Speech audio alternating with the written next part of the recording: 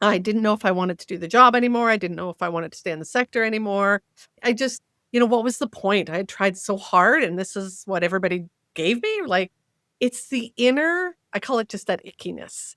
You know, you're not being true to yourself. You're not being true to your values. Something's off. At one point, my son was in a car accident, 16 years old, new to driving. First, he's not wearing a seatbelt, flips the car end over end, and is thrown out the back window. Miraculously, he did not have a broken bone. A mismatch of values. Family is incredibly important to me, right? And yet I put work over my family. And so that mismatch of values was that sign to me, that icking. I could feel the tension.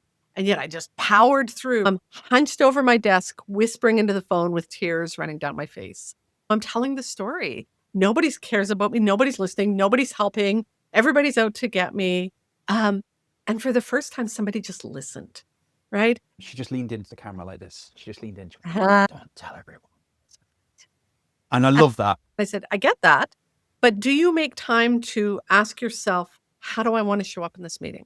What's the impact I want to have? How do I want these people to walk out of this meeting feeling? There was a period of time where one of my top strengths is learner. I love to read. My place is stacked with books all the time. I didn't read for years. Like not a book, right? The learning I was doing was so focused on we needed to learn at that moment, right? It wasn't filling my soul. I love reading Stephen King books. I've got all of the books. I haven't read anything in years because the kids came first. I'm going to start reading again. And she looked at me and she smiled. I'm going to start reading. Not every night, but some nights I'm going to have a book down there and I'm going to start reading. I knew the minute I had my first coaching call, I was like, oh my God, this is it, right? I think I've always had I use the word spiritual very lightly, just that desire to figure people out and support that inner growth. If you know they're an ass, then that's integrity. And it took me probably about 7 or 8 years of this experience over and over and over again to realize that you had to turn around to the area manager and go, I understand that you want results, but if I do things your way, this is going to burn to the ground. So I'm assuming you don't want that.